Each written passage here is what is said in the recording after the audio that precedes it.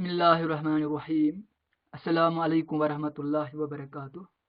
Dear students, welcome to all of you in the online classes of FEI. I hope you are all fine. Dear students, आज इस chapter का lecture number 4 है और इस lecture में हम आज डिस्कस करने जा रहे हैं न्यूटन्स इनवर्स स्क्वायर रूल के बारे में. So today's topic is Newton's inverse square rule. लेकिन ये टॉपिक स्टार्ट करने से पहले मैं आपको सेंट्रीपिटल फोर्स के बारे में पहले बताना चाहता हूं कि सेंट्रीपिटल फोर्स क्या होता है. उसके बाद हम इसी लेक्चर में हम न्यूटन्स इनवर्स स्क्वायर रूल, यानी जो टॉपिक है वो न्यूटन्स स्क्वायर रूल है, न्यूटन्स इनवर्स स्क्वायर रूल है. लेकिन इसमें हम पहले सेंट्रीपिटल फोर्स के बारे में देखें कि सेंट्रीपिटल फोर्स क्या होता है, वो हम देखते हैं पहले.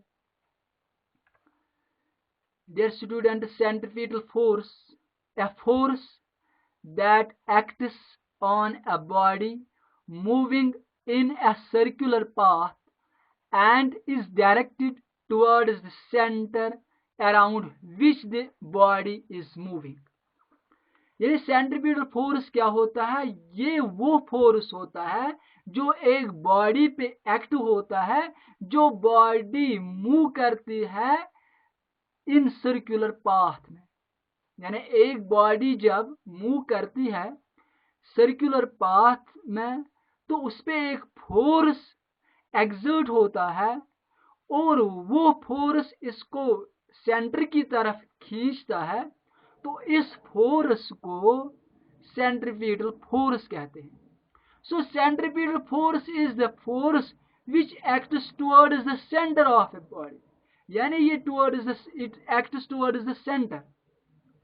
एक बॉडी रिवॉल्व करती है सर्कुलर पाथ में तो वहां पे एक फोर्स इस पे एक्सर्ट होता है. उस फोर्स को सेंट्रीपिटल फोर्स कहते हैं. और जो मैथमेटिकल फॉर्मूला है सेंट्रीपिटल फोर्स की वो है F is equal to mv square by r. F क्या होता है? फोर्स होता है, सेंट्रीपिटल फोर्स, ठीक. और m क्या होता है? Mass of body. V represents the velocity of a body and R represents the radius. So F equal to mv square by R. ये फोर्स तभी यानी वजूद में आता है जब एक बॉडी रिवॉल्व करती है ये इसमें सर्कुलर पाथ में. तो डियर स्टूडेंट्स, आपको पता है कि सोलर सिस्टम में जो प्लेनेट्स होते हैं वो मूव करते हैं around the sun in circular orbits.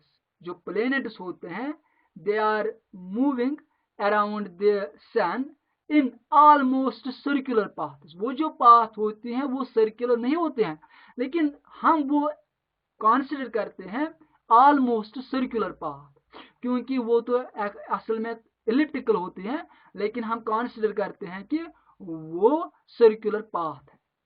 तो in solar system planets move in almost circular orbits around the sun. और जो सैटेलाइट्स होते हैं वो मूव करते हैं around the planets. Planets move around the sun and satellites move around the planets. A force is needed to make an object move in a circular orbit. Circular orbit में एक body को यानी उसके लिए require होता है एक force, जिस फोर्स को सेंट्रीपिटल फोर्स कहते हैं. तो जब एक बॉडी मूव करती है सर्कुलर पाथ में उसके लिए एक फोर्स रेस्पॉन्सिबल होता है जो उसको क्या बोलते हैं? Centripetal force. उस फोर्स को नाम दिया जाता है. In the case of planets moving around the sun, जब प्लेनेट्स मूव करते हैं around the sun, the centripetal force is provided by the gravitational force of the sun. वहां ग्रेविटेशनल फोर्स जो प्रोवाइड करता है सन, वही वहां पे सेंट्रीपिटल फोर्स एक्सर्ट करता है। And in the case of satellites moving around the planets, जो सैटेलाइट्स मूव करते हैं around the planets, the centripetal force is provided by the gravitational force of the planets. और ये जो सेंट्रीपिटल फोर्स है, तो वहां पे एक बॉडी को ये मूव कराता है, किसमें, ये सर्कुलर पाथ में। तो ये सेंट्रीपिटल फोर्स के बारे में जानकारी थी कि सेंट्रीपिटल फोर्स क्या होता है, और इसकी जो मैथमेटिकल फॉर्मूला है ये आपको याद रखना है, F = mv²/r। और एक बात मैं आपको बताना चाहता हूं कि it is the gravitation force between the sun and the earth, it is the gravitation force between the sun and the earth which keeps the earth in uniform circular motion around the sun। ये मैं repeat करना चाहता हूं, it is the gravitational force between the sun and the earth which keeps the earth in uniform circular motion around the sun। और gravitational force between the earth and the moon, ये gravitational force between the earth and the moon makes the moon revolve at uniform speed around the earth। तो वहां पे जो अर्थ और moon के बीच जो gravitation force होता है, वही यानी वहां पे रेस्पॉन्सिबल होता है सेंट्रीपिटल फोर्स के लिए, जो एक बॉडी को मूव कराता है इन सर्कुलर पाथ।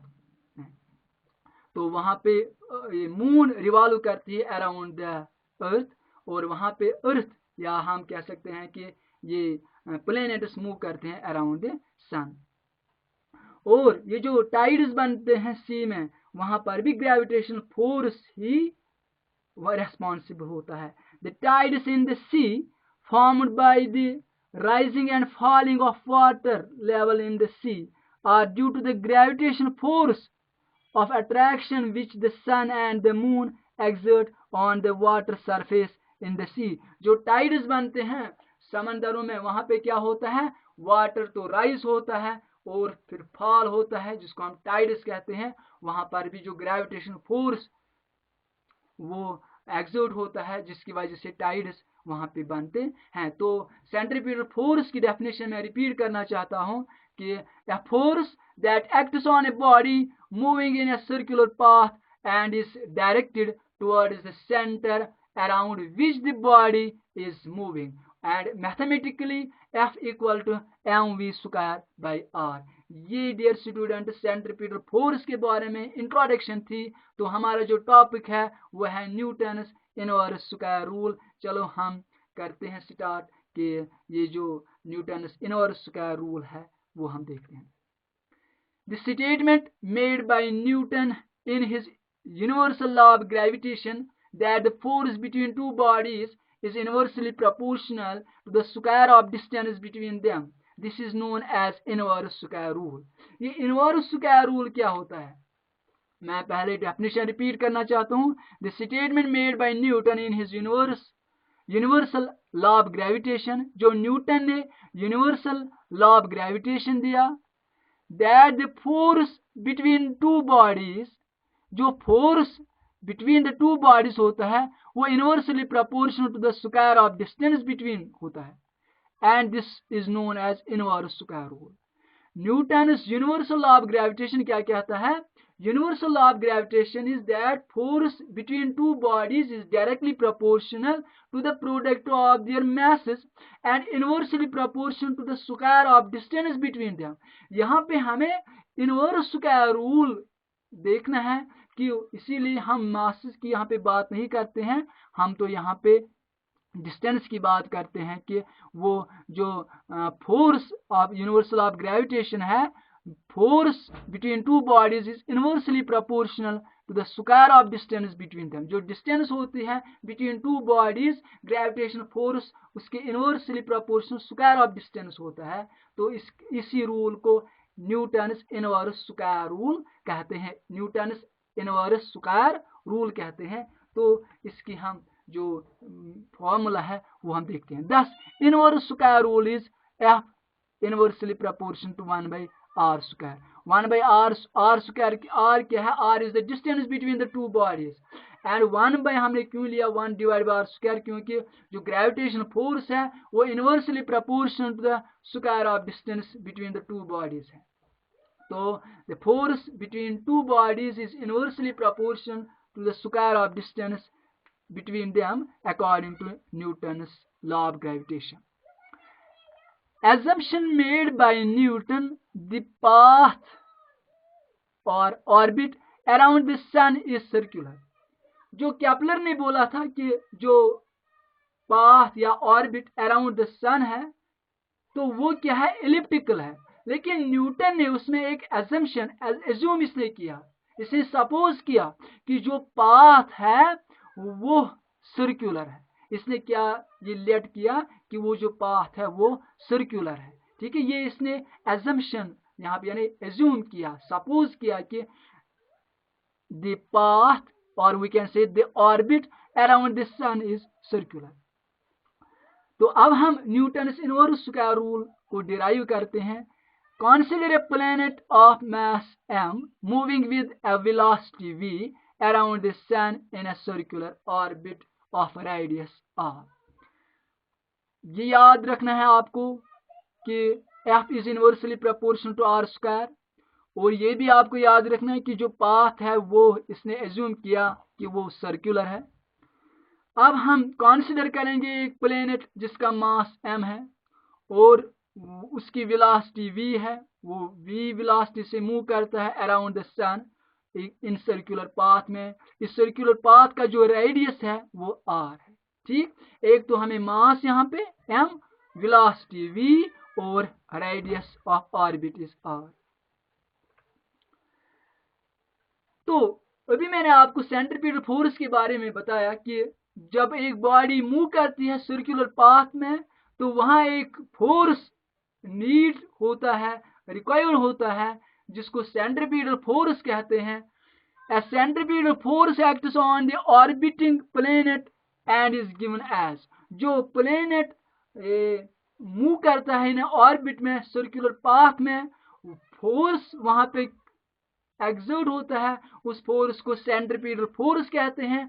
और वो सेंट्रीपिटल फोर्स किसके बराबर होता है, F equal to m v square by r. ये है F इक्वल टू एम, ये 2 जो यहाँ पे है ये असल में इसको स्क्वायर है, तो F equal to m v square by r, ये V को स्क्वायर है। ठीक है, ये सुपर स्क्रिप्ट है यहाँ पे, F equal to m v square by r. ये सेंट्रीपिटल फोर्स की फॉर्मूला है। तो इसको मैं इक्वेशन 1 नाम यहाँ पे रखूंगा। Now, mass is constant, thus we can write equation first as, जो मास होता है एक बॉडी का, जो मास होता है वो कांस्टेंट रहता है, वो तो चेंज नहीं होता है, वो कांस्टेंट होता है, वो चेंज नहीं होता है। तो जो m है, m is the mass of planet, वो कांस्टेंट है, तो इसीलिए हम लिख सकते हैं F directly v square by r. यहाँ पे मैंने मास हटाया, वो कांस्टेंट है, तो मैंने यहाँ पे डायरेक्टली प्रोपोर्शनल सिंबल इंसर्ट यहाँ पे की। यहाँ पे मैंने डायरेक्टली प्रोपोर्शनल जो साइन होती है, ये सिंबल होती है, वो यहाँ पे मैंने इंट्रोड्यूस की। So F directly v square by r. तो जो कांस्टेंट है वो मास कांस्टेंट है, उसके बदले हमने, और ये जो इक्वल साइन है उसके बदले हमने यहाँ डायरेक्ट ये सिंबल डायरेक्टली प्रोपोर्शनल यूज की और v स्क्वायर बाई आर है। यहाँ पर भी ये v स्क्वायर बाई आर है। ये देखिए m कांस्टेंट है, हमने यहाँ प्रोपोर्शनलिटी कांस्टेंट सिंबल यूज की और v स्क्वायर बाई आर अपना ही यहाँ पे, तो ये इसको मैंने इक्वेशन 2 नाम दिया। Let the planet takes time t to complete 1 revolution around the sun. हम सपोज करेंगे कि इस प्लेनेट ने एक कंप्लीट रिवोल्यूशन किया अराउंड द सन, इसे कंप्लीट गर्दिश किया around the sun, it is velocity is given as. तो वेलोसिटी हम देखेंगे इस प्लेनेट की क्या है, v equal to 2 pi r by t, v equal to 2 pi r divide by t. आपको पता है यहाँ पे मैंने आपको यानी याद दिलाने के लिए यहाँ पे मैंने ये इक्वेशन लिखा, इक्वेशन यहाँ पे मैंने लिखी, यहाँ पे speed equal to distance divide by time. आपको पता है कि स्पीड की फॉर्मूला क्या है, वो है डिस्टेंस बाई टाइम। तो स्पीड के बदले हमने वेलोसिटी लिया यहाँ पे, ठीक है।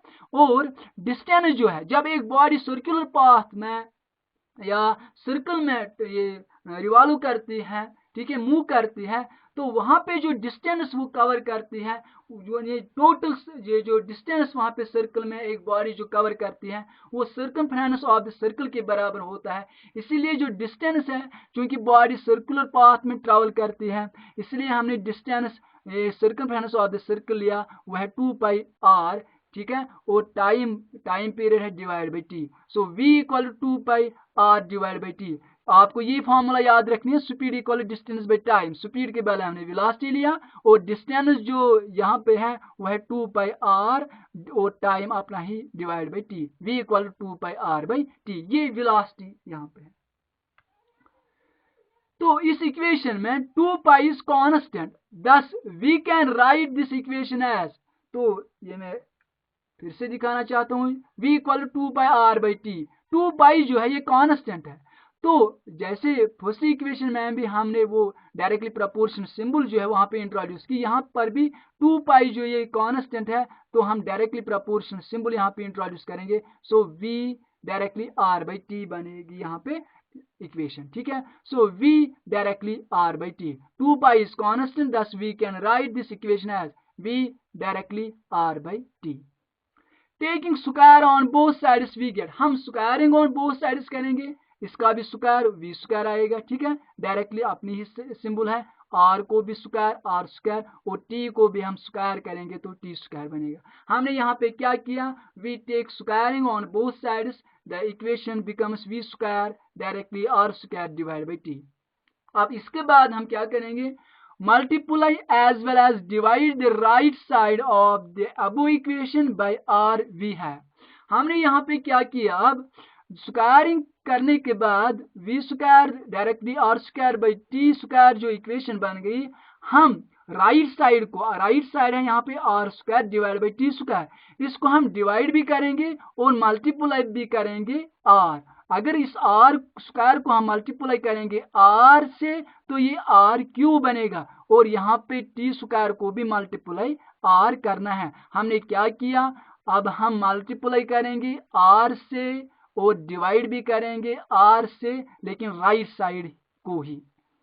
v square directly r square by t square multiply as well as divide the right side of the above equation by r we have. तो हमें वहां पे क्या ऑब्टेन हो जाएगा, v स्क्वायर डायरेक्टली जब r को हमने r स्क्वायर था उसको हमने मल्टीप्लाई किया r से, तो वी गेट r क्यूब, और t स्क्वायर अपना ही डिवाइड बाई t स्क्वायर, और हमने ये 1 यहाँ पे लिया, 1 से हम मल्टीप्लाई करेंगे तो इससे कोई फर्क नहीं पड़ेगी, और r से भी इसको डिवाइड भी करने ने, r से हमें डिवाइड भी करना है और मल्टीप्लाई भी करना है राइट साइड को, तो r स्क्वायर बनेगा r क्यूब, और t स्क्वायर अपना ही, इसको भी हमने मल्टीप्लाई किया r। ये 1 जो हमने यहाँ पे लिया मल्टीप्लाई, इससे तो कोई फर्क नहीं पड़ेगी, ठीक है। So v square directly r cube divide by t square into 1 by r। According to Kepler's third law, जो r cube divide by t square है, r cube divide by t square, ये आप देखिए ये portion r cube divide by t square, ये r cube divide by t square according to Kepler's third law जो आपने पढ़ा, Kepler's third law of planetary motion, r cube divide by t square वो constant factor है, ठीक है। तो ये r cube divide by t square constant है, ठीक है, यहाँ एक कांस्टेंट फैक्टर है यहाँ पे। सो r cube divide by t square ये कांस्टेंट, ये इतना पोर्शन कांस्टेंट है, ठीक है। यहाँ पे मैंने लिखा r cube divide by t square is constant, therefore जब ये कांस्टेंट है, so we get v square directly 1 by r, ये पोर्शन कांस्टेंट है डियर स्टूडेंट्स, ठीक। तो यहाँ पे क्या बच गए, यहाँ पे 1 बाई r, वही 1 बाई r यहाँ पे, so v square directly 1 by r। इसके बाद now putting 1 by r in place of v square in equation second, we get, हमारे पास इक्वेशन सेकंड जो है वो है f directly v square by r. ये मैंने रिपीट यहाँ पे इक्वेशन सेकंड लाई यहाँ पे ताकि आपको समझ में आएगा। इक्वेशन सेकंड जो है वो है f directly v square by r, f directly v square by r. जो वी स्क्वायर है उसके बदले हम यूज करेंगे 1/r को, ठीक है। तो ये जो वी स्क्वायर है इसके बदले हम यूज करेंगे यहाँ पे 1/r, यानी हम 1/r पुट करेंगे इक्वेशन सेकंड में in place of v square.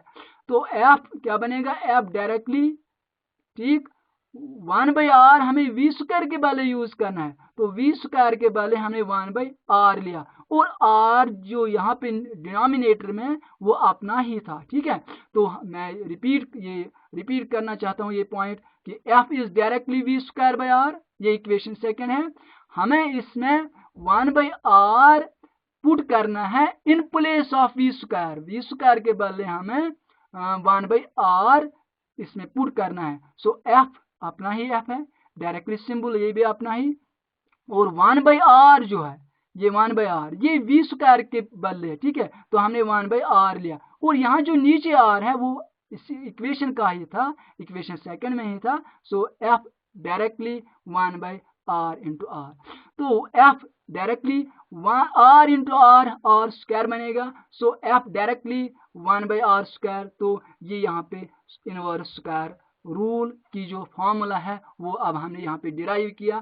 तो क्या है, अब inverse square rule, f inversely proportion to 1/r स्क्वायर, f is inversely proportion to r square. तो यहाँ पे हमने इसको डिराइव किया, प्रूव किया कि न्यूटन ने जो गेस किया था कि ये जो inversely proportion square of distance के बराबर होता है वही हमने यहाँ पे डिराइव किया। तो f is inversely proportion r square. Thus f between gravitation force between sun and a planet is inversely proportional to the square of distance between them। तो thus gravitational force जो F है, F represents gravitational force, it is inversely proportional to the square of distance between the sun and a planet। ठीक, तो यहाँ पे हमने clear किया कि Newton inverse square rule, Newton inverse square rule, या इसको हम ये भी कहते हैं कि how did Newton guess the inverse square rule, ठीक है। तो इसको हमने मैथमेटिकली यहाँ पे डिराइव किया, ये आपको याद रखना है। f is inversely proportional to the square of distance between them। Dear students, stay safe, stay blessed, fi amanillah।